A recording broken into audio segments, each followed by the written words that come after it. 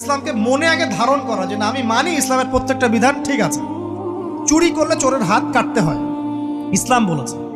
ডাকাতি করলে শাস্তি আছে। জেনা যদি কেউ করে 100 বেত্রাঘাত, মদ খাইলে 40টা বেত্রাঘাত, ব্যভিচার যদি করে কেউ, এই পরকীয়া করে বিবাহিত ব্যক্তি, রজম। এগুলো কেসাস, একজন একজনকে হত্যা করলে তাকেও কেসাস করতে হয়।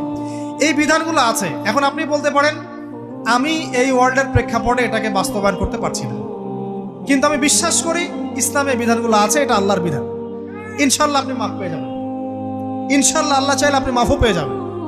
কিন্তু যদি মনে করেন না এই যুগের এগুলো চলেই না, আমি আল্লাহ পাকের এসব বিধান কিচ্ছু মানি না, আমি যে বিধান বুঝি এটাই চূড়ান্ত, তাহলে খবর আছে, তাহলে মায়াদিনকে উত্তর দিতে পারবো। তো বুঝেন, বিষয়টা বোঝেন, আকীদাটা ক্লিয়ার করেন যে না আমি পারতেছি না, এটা একটা বিষয়, কিন্তু আমি বিশ্বাস করি ইসলামের এগুলো অংশ। হয়তো আমি এখন পারছি না, ইনশাল্লাহ ভবিষ্যতে পারবো। আল্লাহ চাইলে আপনাকে তৌফিক দেবে ইনশাআল্লাহ।